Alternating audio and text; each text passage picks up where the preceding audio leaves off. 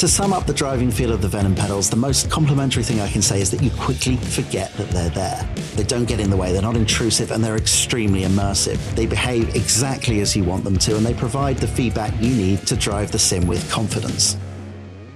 Quick disclaimer, Venym sent me these pedals for free as a review sample, but as always, they've not had any editorial input or control over what I have to say in this video.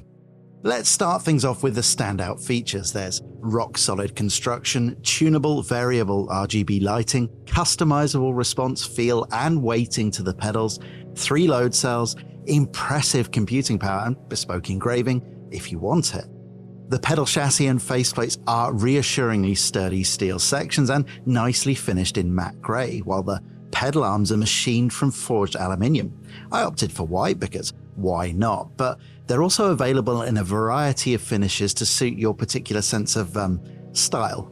The pedal movement is interpreted by load cells on each of the 3 pedals and their 20-bit sensors, which provides over 1 million readings, which I think arguably is enough. That's all computed by a 48 MHz microcontroller, and I'm going to use the marketing speak here.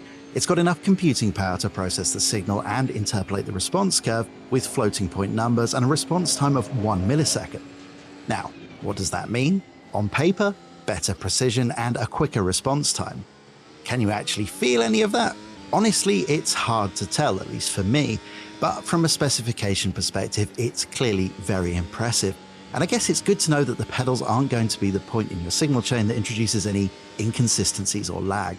You can, of course, tune the feel of all 3 pedals. The brake pedal comes set up with 100 kilograms in resistance for the elastomers on the brake pedal and medium spring options for the accelerator and clutch. You can purchase additional 60 or 130 kilogram elastomer kits separately, as well as harder and softer springs for the gas and clutch. Brake force is up to 200 kilograms, which honestly is far more than anyone could ever need.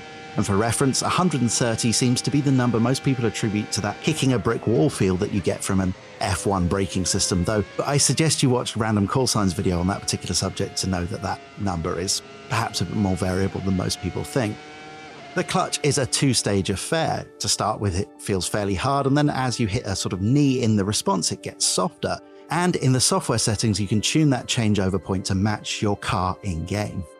As you would expect, accelerator response is pretty straightforward, and the default spring offers a really good resistance. The harder spring does aid in blipping in heel toe, but I guess your mileage may vary depending on your enthusiasm with your right foot.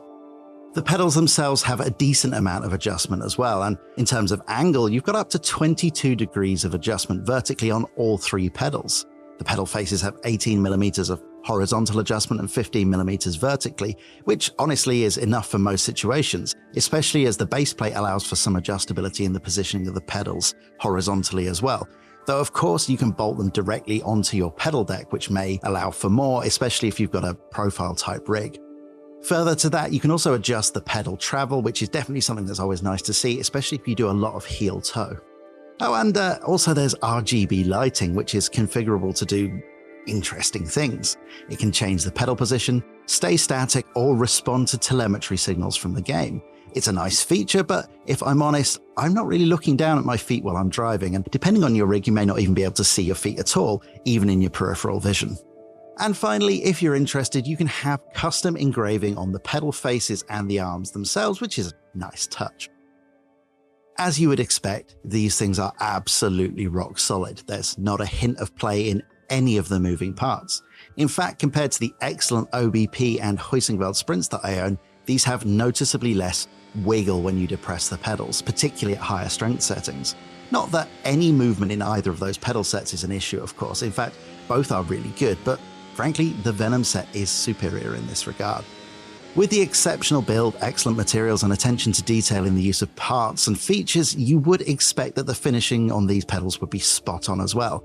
Unfortunately, this is one area where the Atrax pedals could use a little refinement. On my example, the base plate had a couple of noticeable burrs from the machining process, and the pedal arms themselves as well are a little bit rough in a couple of places, though these are less pronounced and not really noticeable until you get up close, particularly with an unforgiving camera lens. Now, you can get the pedal arms in pretty much any color you want, as well as the face plates and all sorts of customization across the line. Right away, I have to say I'm pretty impressed with the driving feel with the factory setup of medium everything, that's medium springs on the accelerator and clutch, and 100 kilograms of elastomers on the load cell. And for me, this feels like the ideal setup in terms of control, resistance, and feel. I know from experience that going above 100 kilograms on the brake pedal doesn't feel great to me, and I've never been a fan of that whole kicking a brick wall feel that you get from some very high-end, very stiff pedal setups.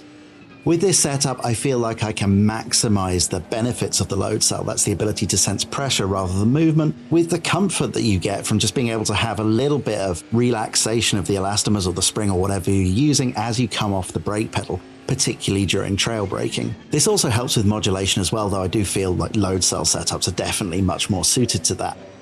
In terms of the other pedals, the medium springs do a great job as well. On the clutch pedal, it gives you a nice feeling of the bite point, and on the accelerator, it provides enough resistance for most circumstances, though I did find the heavier spring on the accelerator was slightly better during heel toe, probably because of my technique being a bit sloppy, frankly.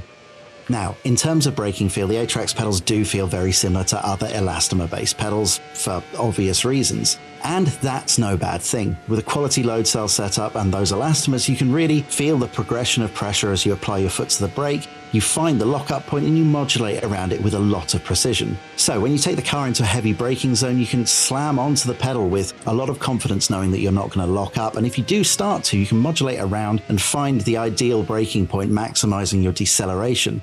Now, the feeling as you come off the pedal is my favorite part of elastomer-based systems, and the Venym pedals are no different. You get a very predictable, almost linear feeling as the rubber starts to decompress under load, and it really does allow you to slowly taper off the brake all the way into the apex. Now, you can and should tailor this with the included software, which allows you to tailor the response curve to your needs, and importantly, it allows you to set braking thresholds, which in some sims, for example, ACC, where you're just using GT3 cars and you just want the full range of the pedal, but in iRacing, where the braking systems vary massively from car to car, the ability to tailor how the brakes respond and feel and where that lockup point is critical. Of course, that's no issue here, and you can scale the physical brake pedal to match what the car needs to do. In terms of the clutch, the resistance is pretty similar to other high-end pedals, as you might expect, but that two-stage feel is a very nice thing to have. You have a firmer resistance to start with, and as you release the clutch, there's a defined knee point, which on the medium spring is quite noticeable, and on the heavy spring is very, very noticeable. And that allows you to tailor it with the software to match up with the bite point on the car, allowing you quite a lot of control and feel. It's a nice thing to have, and it's not just immersion, it's actually a useful thing in the sim as well. To sum up the driving feel of the Venym pedals, the most complimentary thing I can say is that you quickly forget that they're there.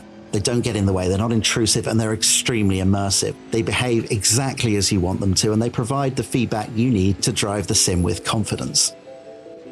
Starting at €750, the 3-pedal Atrax set is really competitively priced against others in the high-end pedal category. But the base plate, heel wedge, and spare springs and elastomers are optional extras, as is the engraving service. And if you want the "I'll take one of everything" option, expect to spend another couple of €100.